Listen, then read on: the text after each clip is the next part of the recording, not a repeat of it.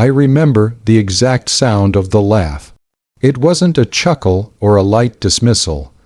It was a deep, guttural, triumphant sound that echoed off the granite walls of the boardroom, designed to crush me entirely. Pathetic! Victoria Sutton spat out, her eyes glittering with cold, hard satisfaction, before leaning back in her Italian leather chair. You truly think that tiny, outdated piece of commercial property is worth that much to us? Ethan **. We own 70% of this district. Your little building is an eyesore, a nuisance, and you are wasting my time. 3 hours later, I didn't just walk out of that building. I walked out as the man who owned the entire Sutton Holdings headquarters, right out from under her. It was the quietest, most brutal act of corporate revenge I have ever orchestrated, and it was 3 years in the making. The core conflict isn't just about real estate. It's about what happens when arrogance meets absolute, silent preparation. Was I wrong to hold onto that level of bitterness for so long, just to watch the life drain out of her eyes when she realized she'd been checkmated? Tell me honestly, if someone publicly humiliated you like that, would you have protected your peace and walked away, or would you have meticulously planned their complete destruction?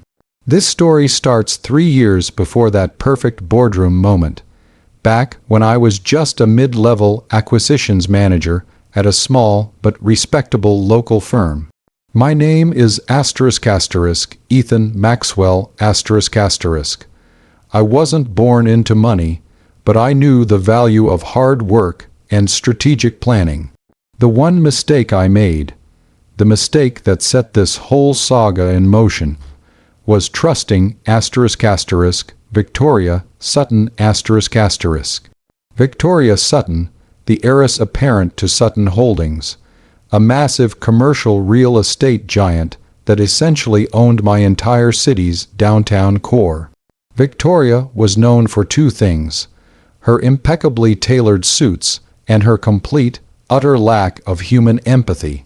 I had been working on a complex deal to secure a key piece of property for our firm, a heritage building that we planned to turn into a community arts center. It was a project I truly believed in, something that would actually give back to the city. Sutton Holdings wanted the entire block to build another bland, overpriced skyscraper. Victoria and I were in negotiations for months. I was young, earnest, and stupidly believed in professional respect. I shared my firm's entire strategy with her, detailing our financial leverage, our timeline, and crucially, the specific property we needed to finalize the deal, a small parking lot owned by an elderly couple that served as the final link in the chain. I believed we were partners working toward an amicable solution where both sides could profit. I was wrong. 3 days after I handed over that confidential report, Sutton Holdings moved with devastating speed. They didn't just acquire the small parking lot. They went nuclear. They aggressively bought up every single piece of commercial property surrounding our key heritage building, creating an iron ring around it. Suddenly, our centerpiece was useless, landlocked by the Sutton Empire. The deal collapsed instantly, costing my firm months of work and millions in sunk costs. But Victoria wasn't satisfied with merely winning. She called a press conference, standing directly in front of our doomed heritage building, and announced their massive new development. She mentioned my name specifically.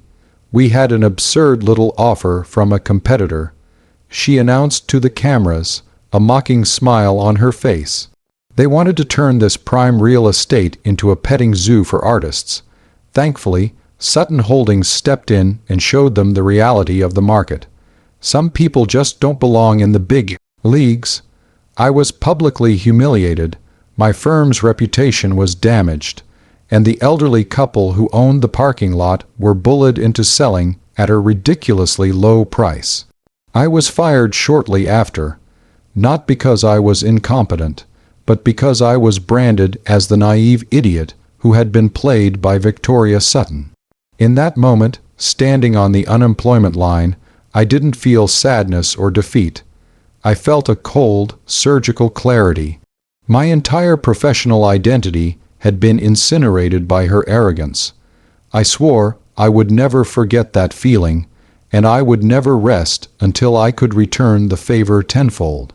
The difference between Victoria and me was that she played to win money. I decided to play to win respect, and the currency for that was her complete ruin. For the next 3 years, I went off the grid. I left the city and moved across the country. I didn't disappear, but I meticulously started building my own financial empire, small, careful investments in infrastructure and logistics, totally outside the realm of commercial real estate. I worked insane hours, took on massive calculated risks, and slowly, surely, amassed a fortune that dwarfed my old salary. Crucially, I maintained absolute secrecy. Victoria Sutton thought I was a failed nobody who had simply gone bankrupt. She never once bothered to Google my name again. She never saw the quiet, multi-million-dollar logistics firm I built from the ground up. But all that work, all that money, was simply ammunition for the one, single, perfect shot I had been planning. The target was always the same, **, the Sutton Holdings headquarters, **. I knew I couldn't buy the entire company. Sutton Holdings was too vast and too diversified. But Victoria's core weakness, I remembered from our initial negotiations, was the ** headquarters building itself **. The building was a beautiful, granite-clad behemoth, but it wasn't actually owned by Sutton Holdings. It was leased.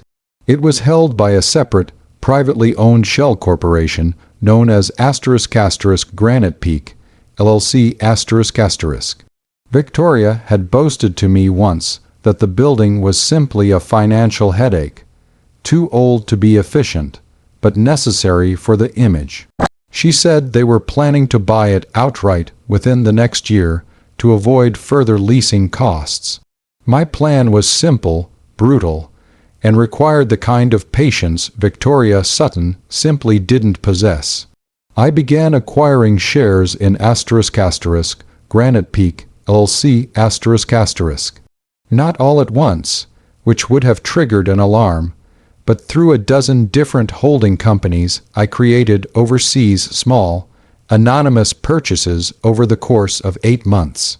I had to use every legal loophole and every financial strategy I had learned to disguise my intent. Every transaction was small enough to fly under the radar of the colossal Sutton legal team, but relentless. Finally, 3 months ago, I acquired the final 2% stake I needed. I didn't own the building yet. I owned the shell corporation that owned the building. But I still didn't make a move. I waited for the moment I knew Victoria couldn't ignore. I waited for the lease renewal deadline, which was rapidly approaching. A week before the deadline, I had my lawyer, operating under a different corporate name, send a new lease proposal to Sutton Holdings. The terms were astronomical, designed to be completely impossible. An instant 500% increase in rent, a non-negotiable 5-year term, and a demand for a massive, non-refundable deposit. This is where Victoria made her second, fatal mistake. She reacted with pure, unadulterated arrogance. She didn't bother looking into the new owner. She assumed it was a hostile takeover attempt by a minor competitor trying to leverage the property for a quick profit. She demanded a meeting with the owner of Granite Peak LC. And that brought us to the final scene, the one where the air was thick with her triumphant, cruel laughter. So that's the situation I was in. I was sitting across the table from the woman who had publicly ruined me 3 years earlier. She had no idea who the owner of ** Granite Peak LC ** truly was. Only that this new entity was threatening her company's image and financial stability.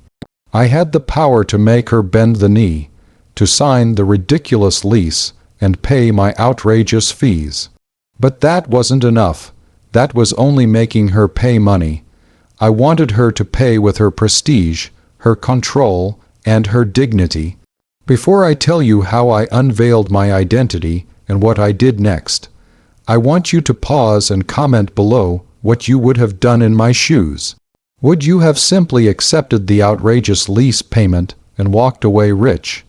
Or would you have torn off your mask and exposed her failure to her entire executive team? Seriously, let me know what choice you would have made right there. I chose the nuclear option. I chose the moment of maximum exposure and utter devastation. I let Victoria finish her pathetic little speech. She leaned in, a sneer on her face. "We are ** Sutton Holdings *." She said. "You won't break us with this nickel, and, dime intimidation, sign the old lease, or we'll simply condemn your property and buy it later." I didn't move. I simply lifted a remote control and pressed a button hidden beneath the table. The large monitor on the wall behind her executive team, which had been displaying a generic Sutton Holdings logo, instantly switched to a live financial ticker. The ticker didn't show the market. It showed the internal stock portfolio of Granite Peak LC, tracing the anonymous acquisitions. The screen then paused on a single, massive ** 98% ownership stake **, and then, underneath it, the owner's name, glowing bright red, ** Ethan Maxwell